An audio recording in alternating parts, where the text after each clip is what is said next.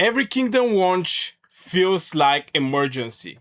Players set alarms, players clear their shadows, players ask for time off from the work.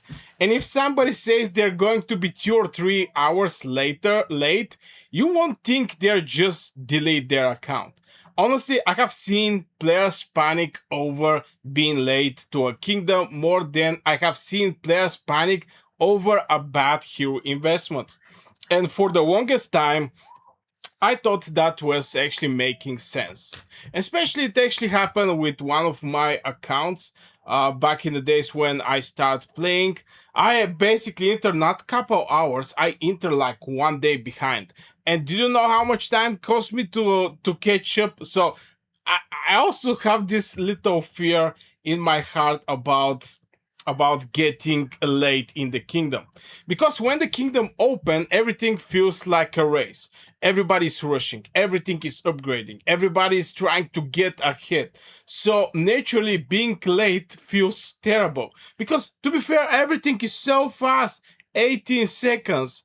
I mean, imagine if you're like couple hours behind and everybody's just so much ahead from you. But then I start paying attention to something. Some of the strongest accounts I know weren't the players who won the launch race. And that immediately made me ask a different question. If launch timing is important, why do so many launch winners disappear a few months later? That's when I realized something. Most players are running the wrong race. They think the race is who is going to start first. But I don't think that's the real race at all. Because starting first only matters if it helps you to win something that matters later. And when I start looking at successful accounts, launching time wasn't the thing that kept showing them up. Something else was. The first thing that keep appearing was alliance quality. And honestly, that surprised me, because nobody talk about the alliance placement the same way they talk about launching time. Yet one affect a few hours, the other can affect the entire season. Think about it. A player start exactly at launch.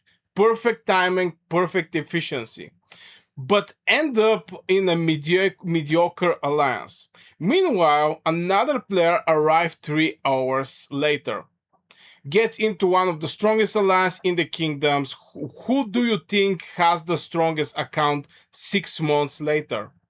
And honestly, I don't think it's even close, which creates another question. If alliance quality matter that much, why are players spending so much energy worrying about the few hours?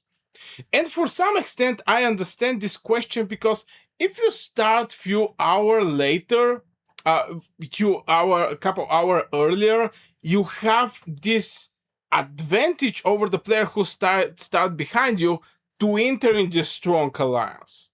This is the biggest advance I actually see in this whole picture. Then I start paying attention to what actually creates progression.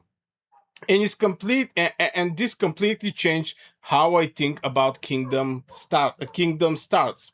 Because players often imagine progression as something they built themselves. Their activity, their upgrades, their decision, their efficiency. But a surprising amount of progression comes from the people around you.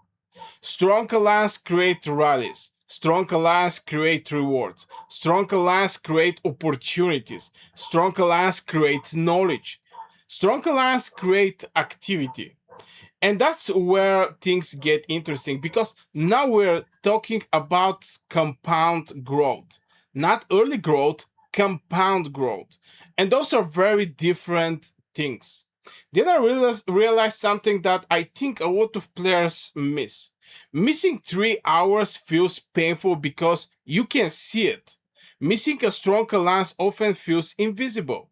And invisible mistakes are dangerous, because nobody noticed them. You can clearly see another player reaching City Hall 10 before you. You can see the hundreds of rallies, rewards, and you cannot see the hundreds of rallies, rewards, and opportunities you will miss over the next few months because of alliance placement. One was feels immediately, the other was quietly compound. And that's why I think so many players focus on the wrong problem. So then things got even more interesting because I started looking at players who actually failed after good launches. And honestly, there were a lot of them. Perfect start, strong activity, great opening week, then 6 months later, they were gone. Meanwhile, other players who start behind were still thriving. And that's completely destroys the idea that watching time decides your future. Because if watching time was the decision factor, those players should never catch up. Yet they do, all the time. So now another question appears. When does watching time actually matter? And I think this is where the community often become too extreme. Because watching time doesn't matter, just not in the way people think. Being on time is better than being on late. That's obvious. Then mistake is turning better into everything. The mistake is turning better into everything. Because those are completely different statements. Being late by few hours is disadvantage. Being in the wrong alliance can be season long disadvantage. Those aren't remotely comparable. And I think many players incidentally treat them as equal. Then, and what surprised me most is that I've been seeing players create their own downfall. They miss launch, they think they're behind, they get discouraged, they play less, they stop pushing, they stop participating, and eventually they really do fall behind. But not because of the missed hours, because of what happened afterwards. That's a completely different story. And honestly, I think it's a much more common story than people realize. Then I start asking myself what experienced players actually care about when choosing a kingdom. And the answer were surprisingly consistent: leadership, activity, organization, culture, migration plans, long term potential. Nobody was talking about being online at the exactly right time. And I think that's incredibly revealing because experienced players have already lived through multiple kingdoms. They will already see what matter after excitement disappear. And very few of them are obsessed over 2 hours delay. The more I thought about it, the more I realized Kingdom launches are a bit like hero release. Players obsess over them because they're the first thing that happen. And first things naturally get attention. But attention and importance aren't always the same thing. The launch race get attention. The lance race often determines the outcome. And I think those are two, again, very different competition. So now I'm curious, have you ever missed a kingdom launch? And if you did, do you think that actually hurt your account long term? Or did something else end up mattering more? Because the biggest thing I changed my mind about wasn't watching timing itself. It was realizing that some players are trying to win the first race they see instead of the race that actually determines their account is going to end up. And I think that's a mistake a lot of players only recognize much later. Still, I believe there is a lot of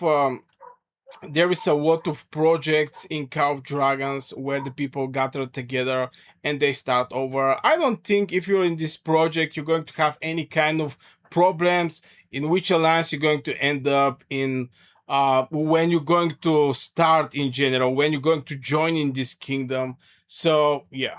Anyway, guys, that is for this video. Huge thank you to all channel members for supporting the channel. If you do like to support the channel as well, you can check out the join button below. Members get early access to videos, exclusive content, member shoutouts, and Warwords member can reach me out directly for strategy and account advices.